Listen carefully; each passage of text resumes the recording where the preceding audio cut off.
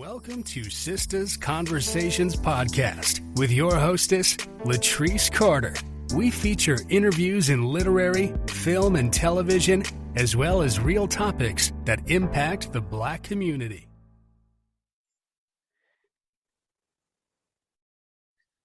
Hi, welcome back to Sisters Conversations Podcast with your hostess, Letrise Carter, and my co-hostess, Selena Haskins.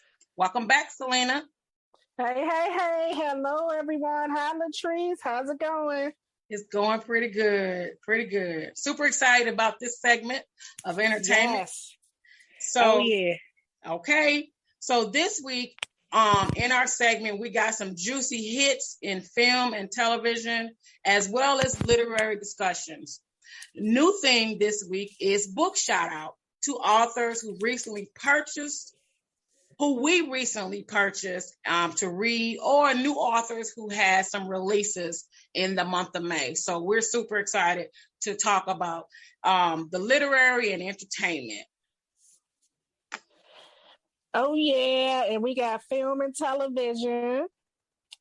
And we're going to talk about The Upshaws on Netflix, starring Mike Epps, Wanda Sykes, and Kim Fields. Hey, Letrise, have you had a chance to check it out? Oh, girl, I watched that in one night. I sat down and just literally binged it. It was funny from start to end, so I couldn't get up. Girl, I love it. It is hilarious, and it's so realistic. Mm-hmm. You know how he has his wife, and then he also thought they were on an all period. He got, outside child.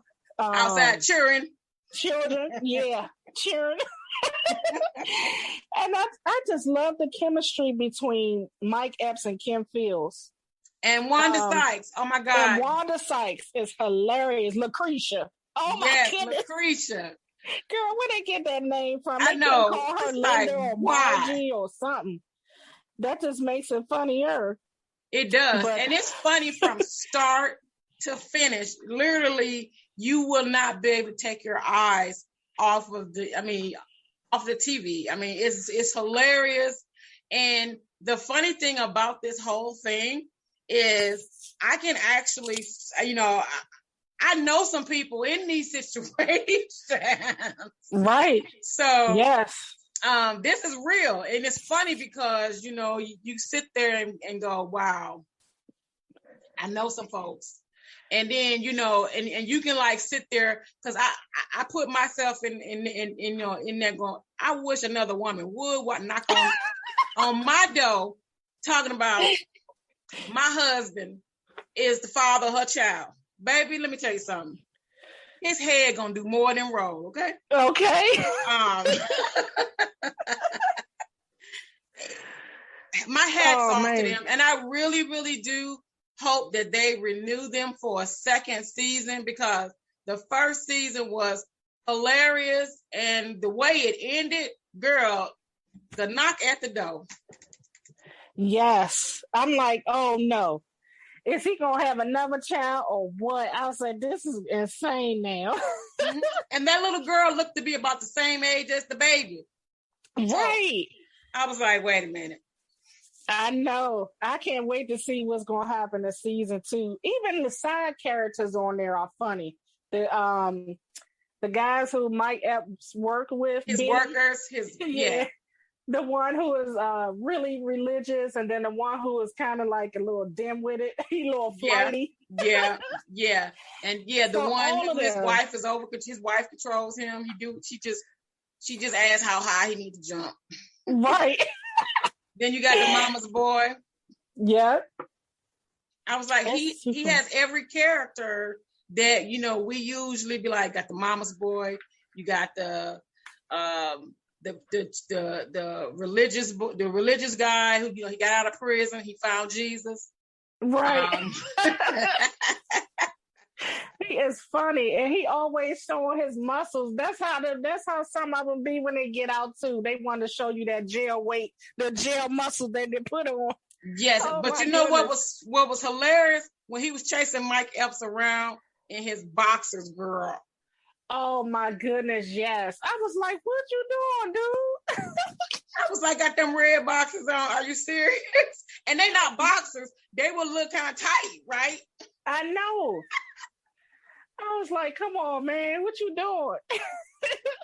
So that's definitely a thumbs up. You guys got to watch that. You will be laughing from the time you turn it on until episode 8, and if you're like me, you will sit and watch it like in one sitting. Selena, I don't know how many sittings did you sit and watch it, but I finished half one day and then half like the next. Like I laughed so much, I laughed myself to sleep. Like I had no more energy to give for laughing. That's how you know something is funny. Like real talk. Like that's how funny this show is, guys. For real. It's hilarious. Absolutely, absolutely. And then Monster. Ooh, yes. Now this one is another Netflix. This is a movie, and this one makes for great conversation. The movie's kind of short, but it's so impactful that it raises so many questions. Like, was he innocent? Was he guilty? Should he have said no? Like, what would you have done in a situation like that? And it's easy for us as adults to say, well, why didn't he just do blah, blah, blah? Don't forget, he was a young man. You know what I mean? And it's nothing like being intimidated by, someone either at school or in the neighborhood or something like that. And he made a mistake, but, do you own up to the mistake? Or like, it's so many twists that you can really pull from that. I know that I know with our judicial system, they tend to paint, our Black men as monsters sometimes when they get caught up in situations. And so that's where that title came from. But the movie was good, I thought. And the main character is Kelvin Harrison. I think it's Kelvin Harrison. He did an excellent job. And I think his star is rising too, because I've seen him in a couple of other movies. I have too. I was trying to picture where I've seen his face. But I couldn't. I was like, okay, I'm gonna have to go back and read his IMDb. Yeah, he played in, it was a movie on Amazon that he played in where he, was he a surfer or a skateboarder or something? And then he also played a singer in the TV series show that I watched, Godfather of Harlem. He plays a singer in that. Okay. And he did an excellent job in there as well. But I liked it. What you think, Patrice? What you think of it? I liked it too. These type of movies, they always, touch your heart and, have you really thinking, and I got, nieces and nephews. So, my nephews, I'm always, it's like, living in today's age, time is like you always, you try to stay on them, because they're looked differently. Be careful with the crowd you hang out and say something if someone's bullying you or, just it just raises it. This was a good conversation piece. I actually recommended my sister to watch it because she has 4 boys. So it's a conversation, because sometimes with young people they have to see it because you can talk to them till they're blue in the face, but you literally have to sit them down and say, okay, let's watch this, and then we're gonna talk about it. And this was that type of movie, and kudos off to the entire cast. Jennifer Hudson, as always, I love seeing her play in different roles because it really. It keeps her out of that box, Right. Yep. Yeah. I totally agree. So watch that, guys. It was a good movie. And like we said, it's not that long, but it's very impactful. It is. Now, Concrete Cowboy, I didn't watch. It was on my list, I guess, but I got tuned into some other stuff. So why don't you... It's okay. It's so much out there right now, no. And it's really good because it's going to give everyone a chance to, if you're not going away anywhere this summer and you just want to make it a Netflix and chill, you definitely got a lot of variety of stuff out there. But Concrete Cow. Look at me, tongue tied. Concrete Cowboy is about a culture of urban cowboys from North Philly. Now, I never liked cowboys, and to be honest with you, the only thing that made me interested in considering the movie was Idris Elba. I have to be honest. So I should have known. So, but of course, I've heard of black cowboys, but not in Philadelphia, honey. I can tell you that much. Right, so, more like the Wild Wild West. Yeah, I'm like, in Philly? I just kept saying that to myself, but I enjoyed the movie. It was very educational. We get to see how black cowboys really played a part in our American history that we rarely hear about or see in movies and TV. I mean, only cowboys I know of is back in the day doing, the classic black and white pictures and picture shows that my grandfather would watch. And I knew there was time for me to go outside and play. Does it show you how disinterested I was? Well, there's it's based on a true story. I think it's on Netflix. He was a black sheriff. He was the first black sheriff down in Texas. I think it was Texas, or it might be Dakota. One of the two. It's based on a true story. It's his story. It was really, really good.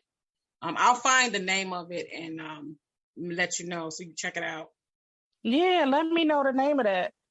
And see, more and more history coming our way. But the thing about this movie is that it wasn't boring. The acting was great. And as I understood it and saw it at the end of the movie when the credits were rolling, some of the actual cowboys who were from Fletcher Street staples played in the movie. So that was really good. They did a good job for, I'm assuming they didn't really have much experience in acting, but they did well. I did hear how some critics said it should have been a documentary, but I disagree. I think creating a fictional story and inculcating some truths about cowboys and the history, I think it worked because the storyline was entertaining. And I think young people, especially, can very easily become engaged in a movie like this because you have a young man who got into a lot of trouble. So his mother sends him to live with his father in North Philly, where he learned some valuable lessons, not only about black cowboys and their history, but the dynamics of black father and son relationships. It was not boring. It was funny in parts, informative, and one part even made me cry when Harp, who was played by Idris Elba, helped a handicapped guy to experience what it was like to ride a horse. Girl, I had tears coming down my eyes. And there are some stars in this movie, like Method Man plays a police officer, and then you have Jarrell Jerome from Where They See Us. He plays the character Cole's cousin Smush. Okay. So they just took a black cowboy history and they made it modern for our day. I enjoyed it, and I think that, watch it, check it out. You may like it. Okay. Now, Tina, the documentary. I did watch this one night. I sat and watched it. I love watching, documentary. First of all, I love watching documentaries. I always think you can learn something from it. And it was really nice to hear her talk about her life. I mean, to hear it from her mouth and not from, a third person, so to speak. Right.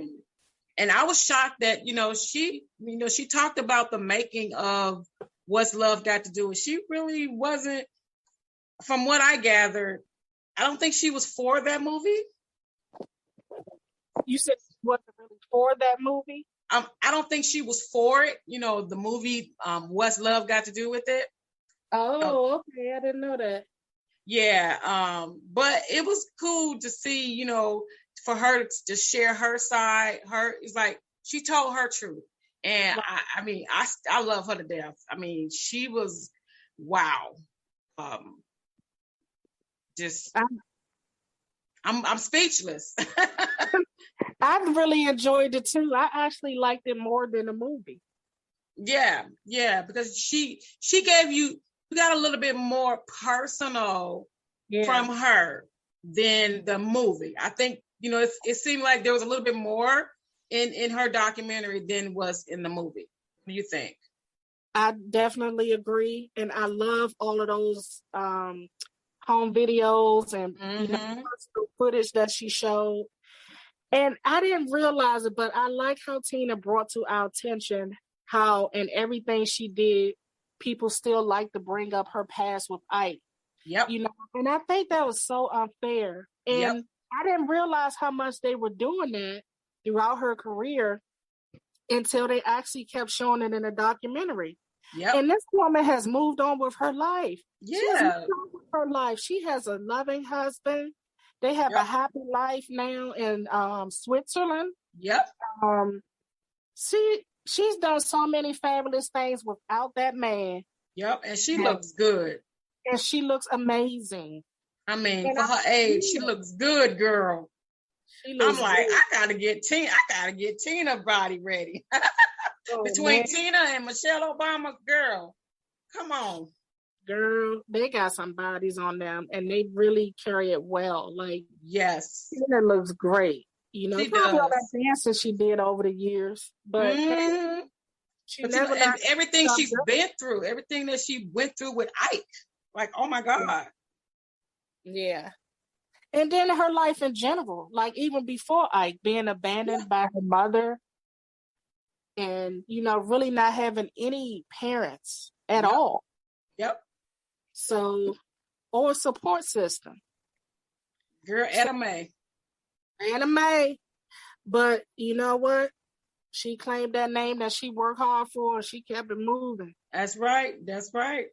Tina, you rock. Yeah. Yes, that is definitely a documentary that you guys should watch. You learn a lot about a person. I really, really love that. Yeah. Now, so next up was what? Without Remorse. Girl, Amazon Prime with Michael B. Jordan. Oh, right now, let me tell you something. Me and my daughter is a huge fan of Michael B. Jordan. He said, now, I did not know, first of all, I didn't know this was based off of a book by Tom Clancy. And the movie was, but the action-packed, he was so good in this. My hats go off to him. I love seeing Lauren London in this. She played his wife. Yeah. He was when I tell you he was a kick ass in this movie, it was like, don't mess with him. You don't cross the line. They killed his wife. And what was sad was, they tried, they arrested him, but he got, he went and did his thing. And I love how it ended. The way it ended, I went and bought the next book. Okay. That's how good it was. Cause I was like, oh, so there's going to be a part 2 called Rainbow. So I went and bought the book. I bought the book, Tom Clancy's Rainbow, because the way it ended,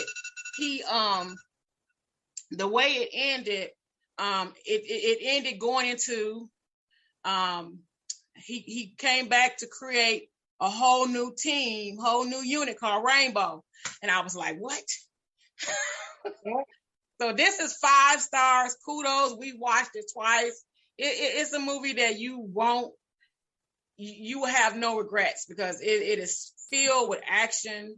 It's thrilling. It's good. It's very, very good. So those are my thoughts. Well, I hate to be the elephant in the room, but I felt it was a little lackluster. Girl, I don't know what you're talking about. Hey, but you know what? To each his own. It's not anything against Michael B. Jordan or anything like that. He's come a long way since The Wire, okay? Yeah. Yes, yeah. And I tip my hat to Lauren London, who decided to get back into her career and her craft after experiencing such a tragic loss. Yeah. So kudos to her. She still looks like she's carrying herself well and trying to take care of herself the best she can. She's still a beautiful woman. But for me, I mean, maybe I could check out the book to see if I would have the same experience. Mm-hmm. Something about this storyline just seems so familiar to the Keanu Reeves movie. What was that movie that he played in? Oh man. I can't think of it. Oh my God. John Black. John Black. Was it John Black? John Wick. That's John it. Wick. You knew it was one. Yeah. That's okay. Look, you helped me out. So it was so similar to that. Maybe that's why I was just, I don't know, my expectations level changed a little bit. Mm-hmm. But was there action in it? Yeah. I just felt like I wanted more. You know what I'm saying? Like maybe there is more in the book. In the book, yeah. I did order the book Without Remorse, but I also ordered Rainbow, which is the next book. It's the next book in the series. And from what I had gathered with the book, so like this book was very controversial with the government, because it was like he was revealing some things that the government didn't want him to reveal. These are Navy SEALs. So it's always like a controversial when someone from that area writes a book and start, sharing details, whether it's fiction or not. Right. Because it seemed like it was very real. And it just makes you question, make you go, are y'all really doing this? But it was good. I would say get the book. I got both books. Since I've seen the movie Without Remorse, I'm not going to read that book, but I'm going to definitely read Rainbow, so that I can get a better understanding of where they're going with this. Because the way they ended it is definitely going to be a part 2 from the way they ended it, Because it's like, well, why would they bring out the Rainbow? Because if you look on Amazon, they have another one of his books to movie, Jack Reaper. Agent Jack Reaper is on Amazon. That's also Tom Clancy, based off of the novel. See, I'm all into him. I hear you over there. I hear you. Girl, I was just like, oh, that's your movie too. That was a book too. And I went on Amazon. I was like, okay, yeah. And I read through. I was like, okay, okay, I see what you're doing. Go ahead. So y'all make sure y'all check out Without Remorse. Maybe check out both, like Letrise said, the book and the movie, or vice versa. But I would still say check it out. Yeah. Support your own. Yeah, support our own. We got to support our people. Come on. All right.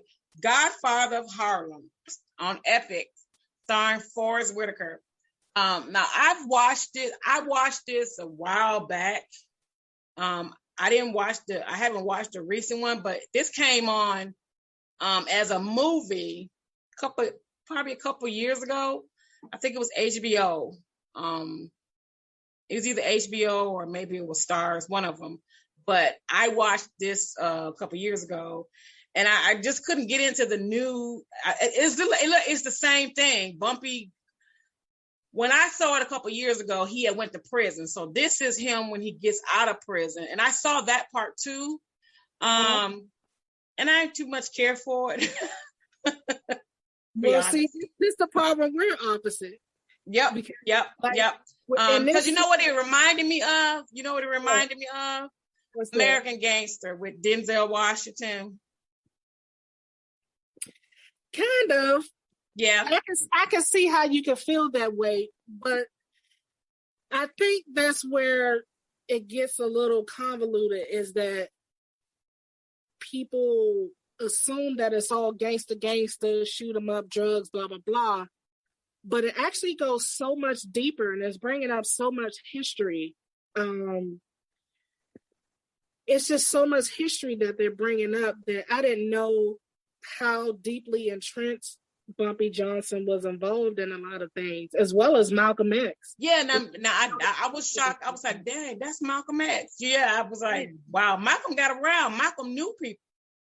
And he knew people. And the last episode is coming up on the last two final episodes for this season, which I think is season 2, where Bumpy Johnson finds out about the KKK members who actually killed the Freedom Riders. And I was like, really?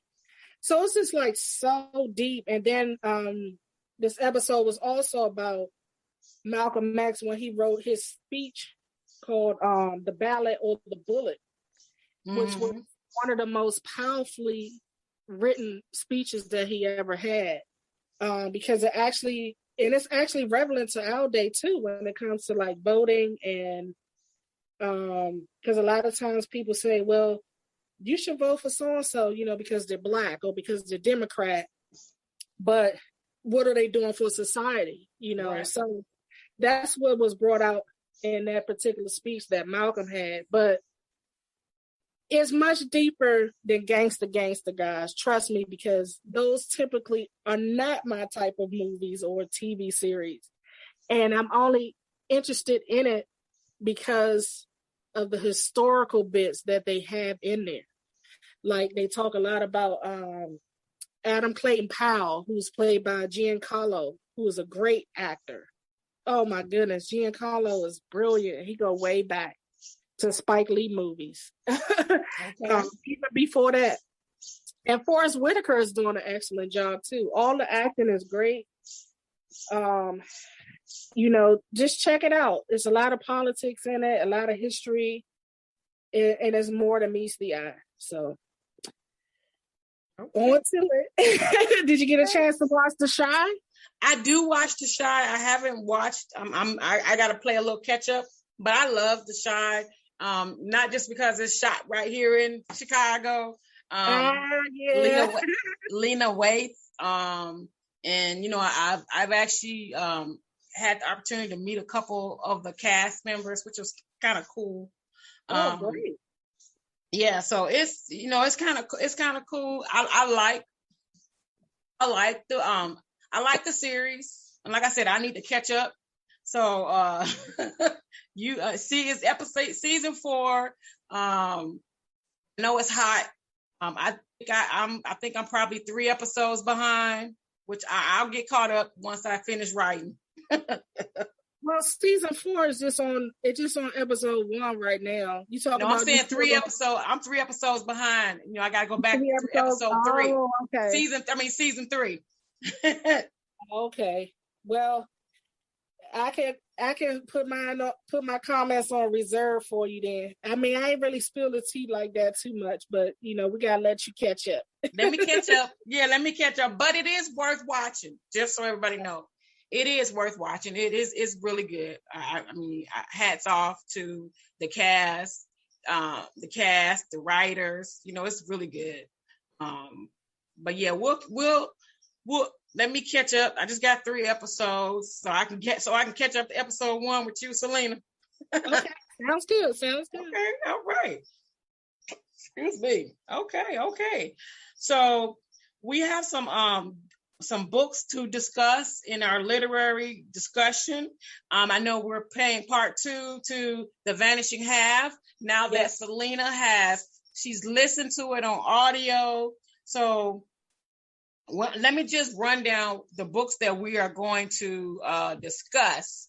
We're going to discuss The Vanishing Half, Better Not Bitter by Yusef Salaam. Did I say that correctly? Salaam, yeah. And then The Darkest Child by Dolores Phillips. Now, just heads up, guys. So Selena and I both read The Vanishing Half, and then Selena read Better Not Bitter. And I've started reading. I'm halfway through The Darkest Child by Lois Phillips. So we're just kind of gonna like give you our biggest discussion is going to be around The Vanishing Half, and then Selena and I both will share our thoughts about the books that we have, read or started reading. So yeah. So The Vanishing Half, let's talk about that since we both have read that.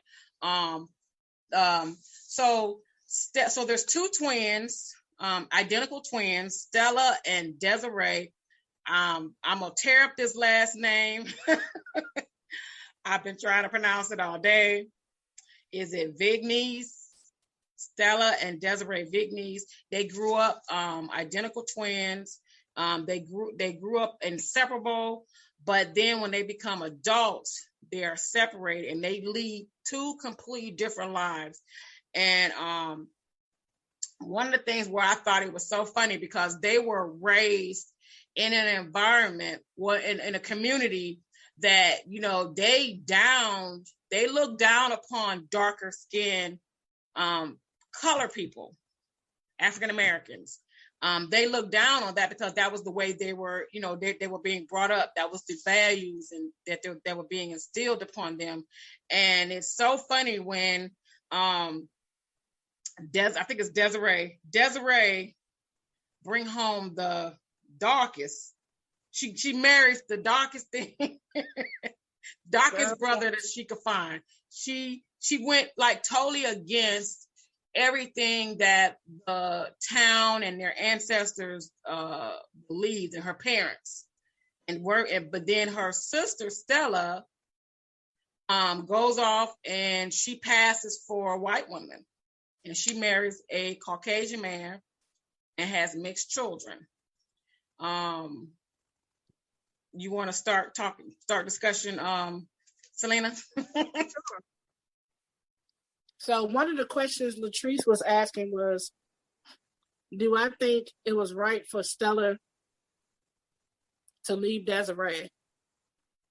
I think at some point twins do separate, and they live a life on their own. That's just natural.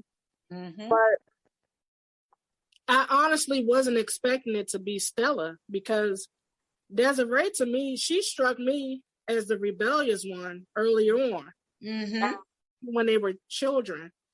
While Stella seemed to be the twin who was more complying and obedient. You know what I mean? Like wanting to please their mother all the time. Yep. So that was a total shock and surprise to me. And that she left and, she took on a whole new identity. Mm-hmm. So what did you think, Letrise? Were you? I was shocked. I was shocked too, because it was always Desiree who wanted to leave. Desiree was the one who always, planning. She was always planning and plotting. Right. And these girls were 16 years old when they ran away. They had a whole town looking for them. Yeah. And they literally ran away. And I'm like, oh my God.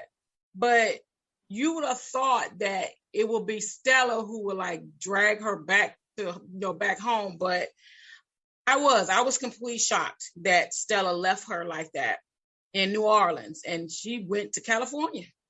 Right. Way out there. Yeah. Do you think that Stella regrets her choices? That was another question raised. Yeah, I do think so. I think because you know what ended up happening? They passed down.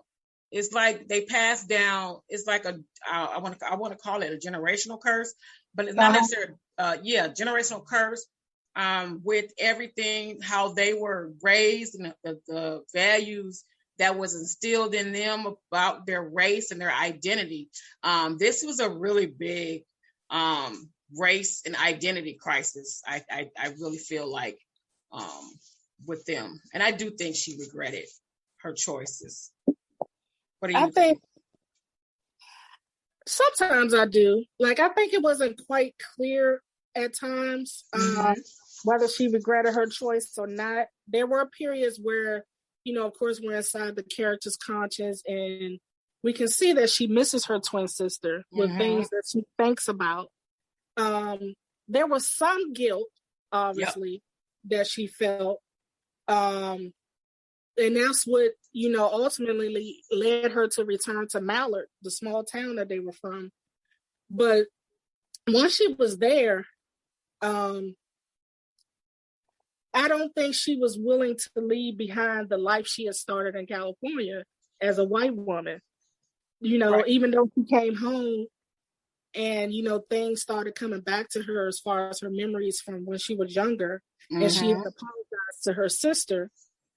I just kind of felt her emotions were a little disingenuous and ambiguous. Like, it's kind of like, I do feel guilty, but you know what I mean? It's almost like somebody who apologizes to you and they say, I'm sorry I hit you, but you know what I mean? So if you say but, then it means, okay, are you really sorry? Or are you just like feeling a little bad or guilty?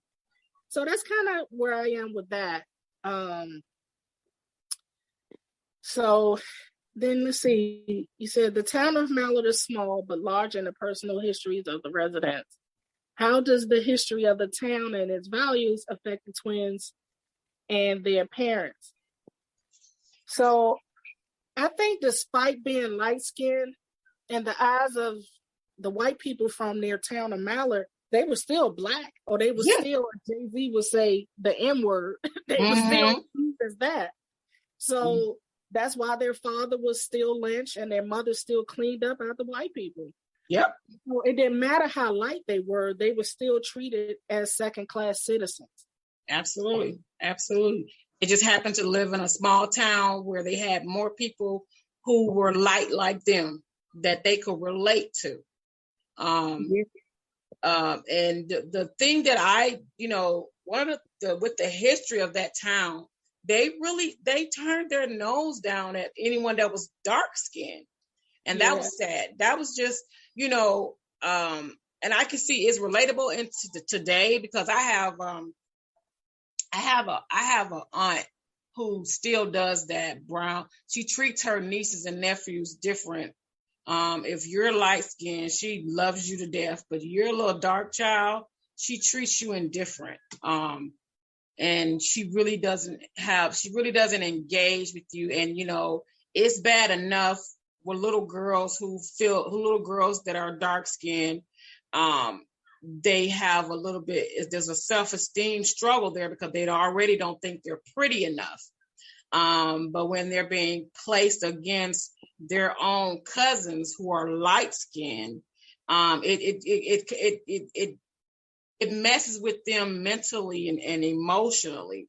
And that's something that, I teach my daughter, you are beautiful. Yes.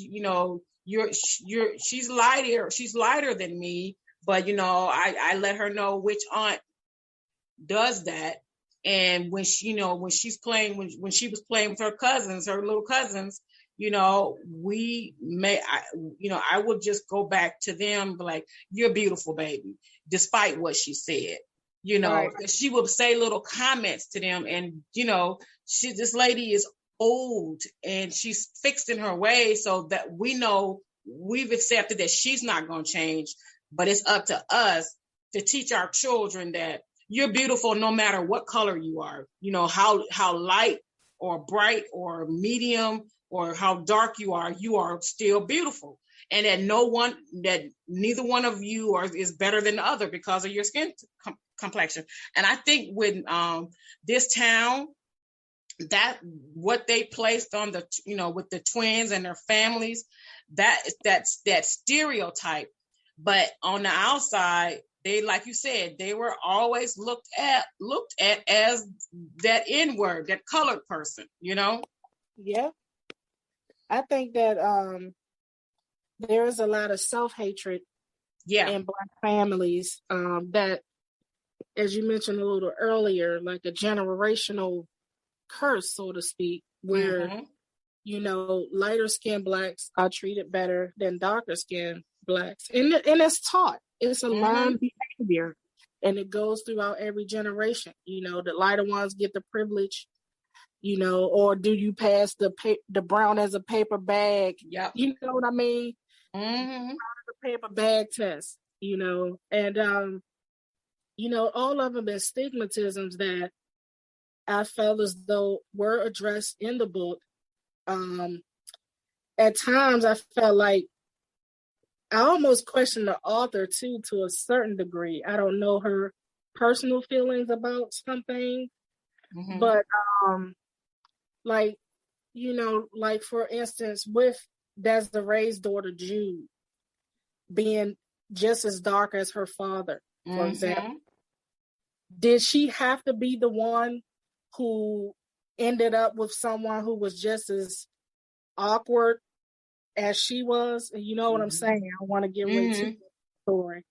But did she have to end up with someone like that because she was dark skinned? Like, why couldn't she have had a better life opposite of her mother? Was it because she was in Los Angeles and that's how they view people out there as well, with discriminating against people?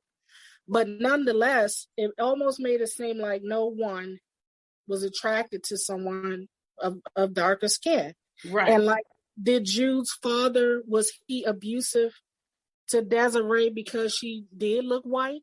You know what I mean? And he felt that she may in some ways reminded him of the white people who oppressed him. You know what I mean?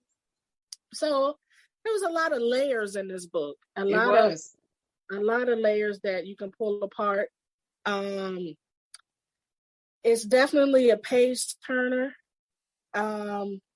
There were some parts that I felt were unnecessary or they kind of lingered too long. Like with Kennedy's part seemed to be really long to me. And it could be me. I mean, I was listening to the audio, but it just seemed really long. I don't know how it was for you when you were reading the book.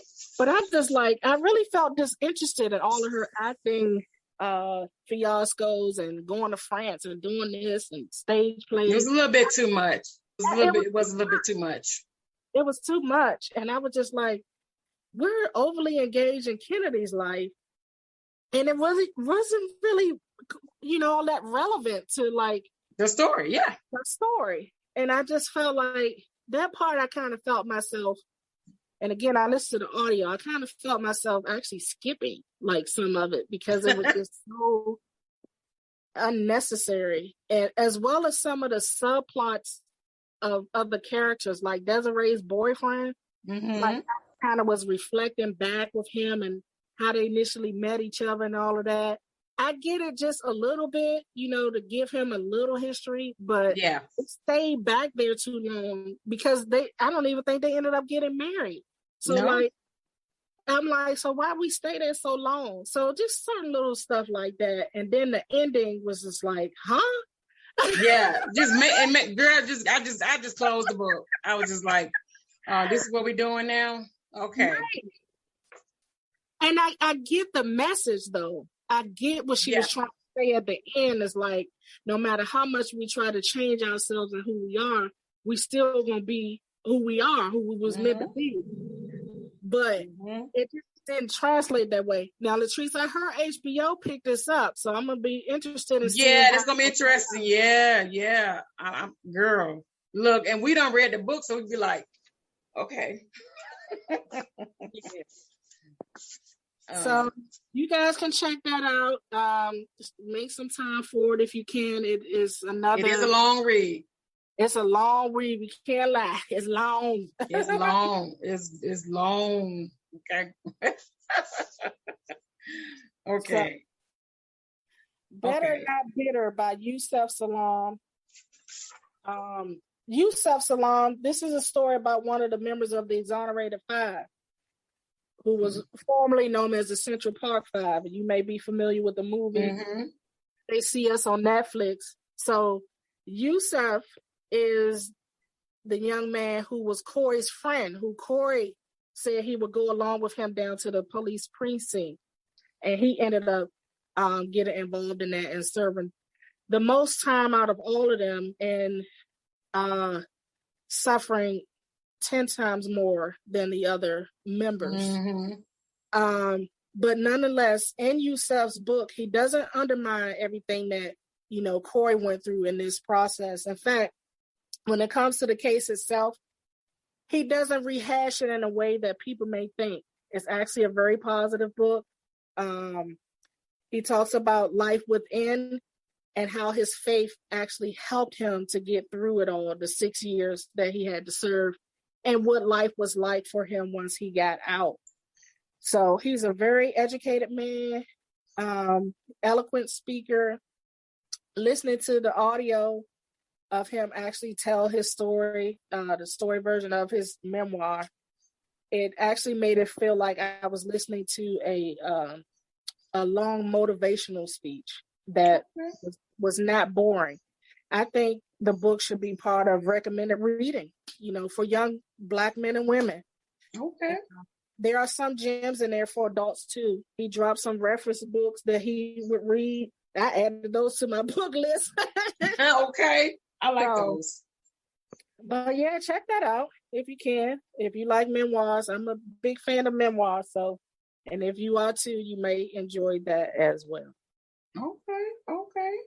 All right. So I'm reading The Darkest Child by Dolores Phillips. Octavia Spencer actually wrote, wrote a raving review for this book. Wow. This it's okay. So it's historical fiction. It's set in the 1950s in Georgia, during the Jim Crow. And the mother. The main character is Tangi Mae Quinn. She is the sixth. She's the sixth child of 10 kids. The mother, and she's the darkest. She is the darkest of all her mother's kids, and so her mother treats her horrible. As I was reading it, going through some of the things that her mother does to torture these kids, I'm how in the hell does she still have these kids? And the mother's name is Roselle. She's a beautiful, charismatic, light-skinned woman who exercises a violent hold over her children.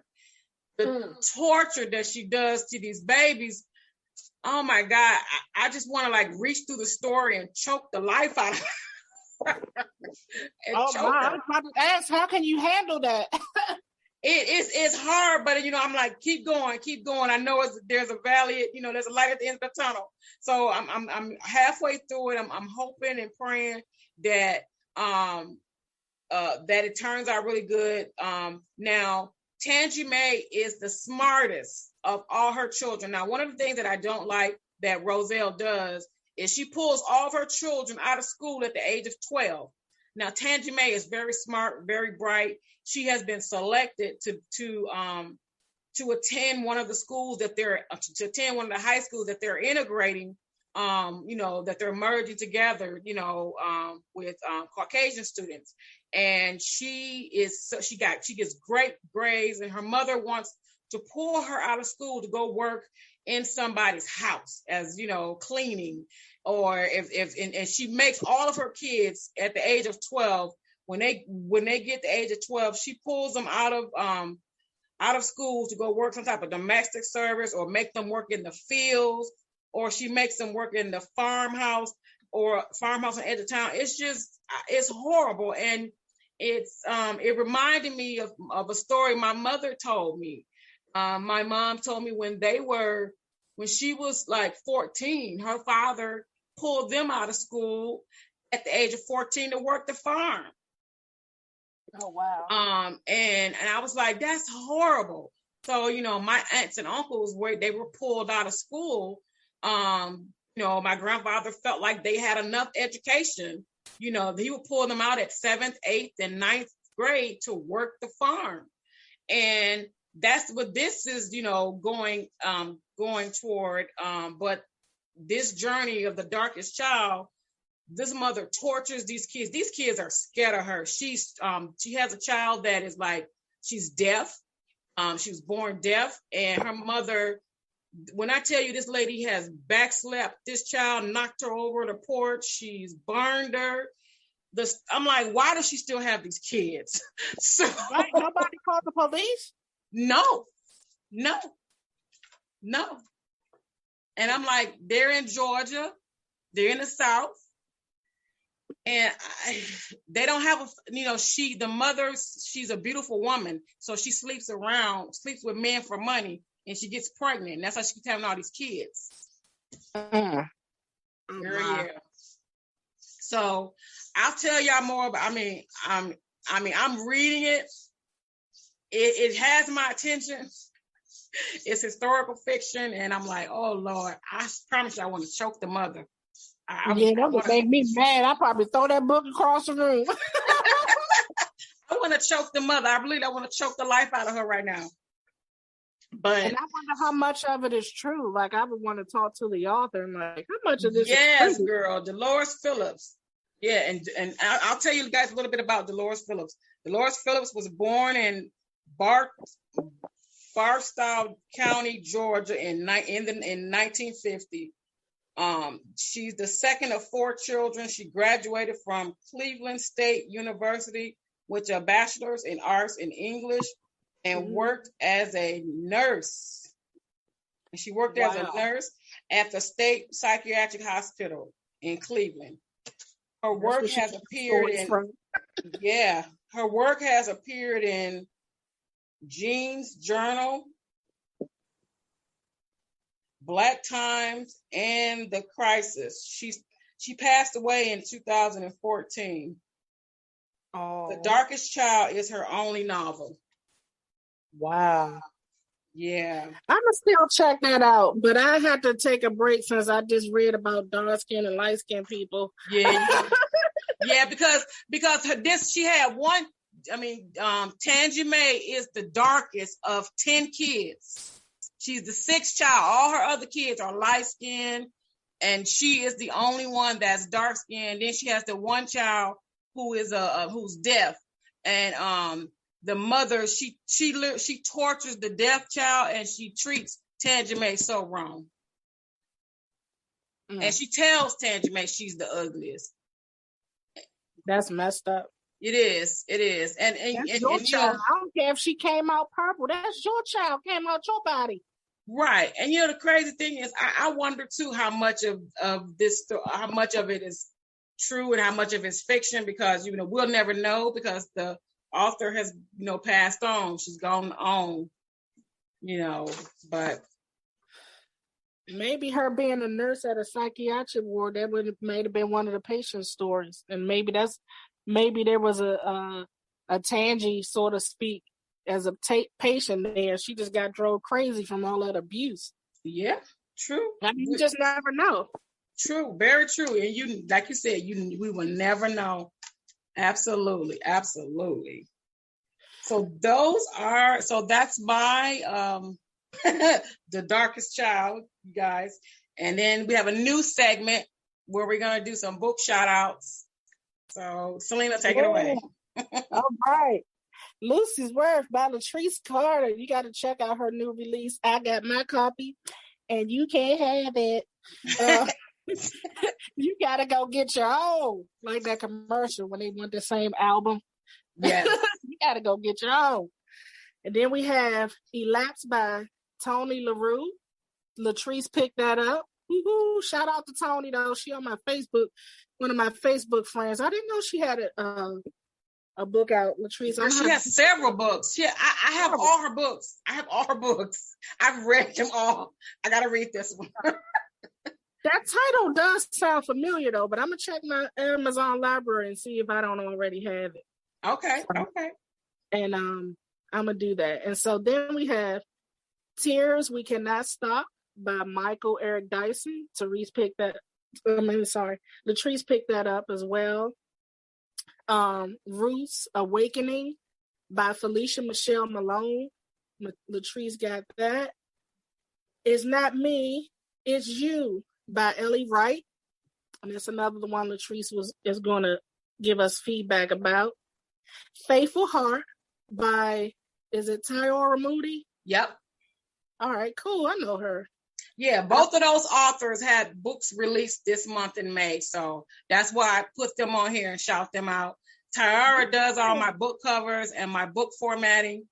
Amazing woman. Amazing. We've been social media friends for quite some time, so I'm going to definitely make sure I check out her work as well. Pretty Things by Janelle Brown is on my book list, so I'm going to be listening to that next. Take What You Can Carry by Jeanne Sauter. I'm really interested in that. It has a setting that's kind of based in the 70s. Okay. And Solely by John Grisham. It's a basketball story. So, I'm going to check that out as well. Okay. So that's all I got. Those are some good shout outs. All right. Closing remarks. There are some great books and films coming out this summer. I'm looking forward to it. I've been hearing a lot about movies going back to the movie theaters. The question I want to put to you all, and I'm going to throw us out here to Selena as well. The question is, will you be going to the movies or still watching movies from home? Home. Yeah. At home. No. Now, me personally, I will be streaming from home. I'm sorry. I'm not ready yet to venture back into the movie theaters. The pandemic is not gone. Let me say it again. The pandemic is not gone. Amen. The focus is being led to us becoming normal and making money again. And that should not be the focus, so to each their own. Y'all, if y'all venture out to the movie theater, be safe. Please be cautious. Put a mask on. We won't even get started about wearing a mask and not wearing a mask just because you're vaccinated. Okay. Another note, pick up my new release, Lucy's Worth. Is available on paperback, ebook, and you can get autographed copies that can be purchased directly from my website at LetriseCarter.com. That's LetriseCarter.com. Visit my website and get your copy. As well as starting June 1st, I am finally getting back into blogging. I was talking to my oncologist, and I said I was going to be blogging about Black women health. And during this Black women health series, I will be talking about my journey with breast cancer, some survivor tips, some struggles, the struggles I've gone through, some of the advice, why you should get second opinions, my weight loss journey that has encompassed that, and so much more. Things that we as Black women should know that no one tells us when it comes to breast cancer, when you're going through chemotherapy, what you can do to combat the side effects. So I have a wealth of information that I'm going to be giving. And, this is going to lead up to my first nonfiction book in about a year and a half down the line. I'll drop the title Broken Pieces of Me. So that's going to be coming in about 2 years at least. But make sure you follow me on social media, author Letrise Carter on Facebook, author Letrise on Twitter, and on Instagram, I'm just Letrise C. If you love books, join the Sisters Place Book Club on Facebook. And be sure to follow Sisters Place on all social media for your updates on movies, television reviews, and online on our online platform and print magazine. Stay safe and be blessed. Selena. I agree with you, Letrise. I'm not quite ready for those large crowds this summer. And right now, even though we're fully vaccinated, my family and I still plan to continue to exercise caution as best we can. We still plan to wear our masks in public. And whatever we choose to do, like I said, over the summer, we're going to make sure we stay safe. And I hope you guys continue to be cautious as well. The vaccine is not a cure. Look, repeat like Letrise did. It's not a cure. Hello? So, and people can still catch it. We just heard about a few incidents over the weekend where people still caught COVID. So be careful. On the literary front, if you are interested in taking some books with you on vacation, you can check out my titles on Amazon as well and Barnes & Noble. They're available in paperback as well as Kindle and Nook. And you can just type in the search box, Selena Haskins. There's Haskins. And I write family saga, romance, drama, historical fiction, and poetry. You name it, I pretty much got it. I'm also available for book consultation. So if you're working on something and you need some feedback on your book project or a little editing or publishing advice, feel free to email me at booksbyselena@gmail.com, or you can reach out to me on social media. My Facebook name is author Selena Haskins, and on Instagram and Twitter, it's Books by Selena. So wherever you are around the world, stay safe and remember to be positive, because positive thinking produces positive results. And when you smile on the outside, it makes your heart feel joy on the inside. Take care. All right. That is our show today, guys. And until next time, you guys be safe, stay blessed, and we back with the next entertainment segment in film, television, and the literary world. All right. Thanks to our special guests for joining the show today. Be sure to follow us on your favorite streaming channel so you don't miss a show. We can be heard on Spotify, Apple, iHeartRadio, Spreaker, and YouTube at Sista's Place. Visit our website, www.sistasplace.com, to learn more about us.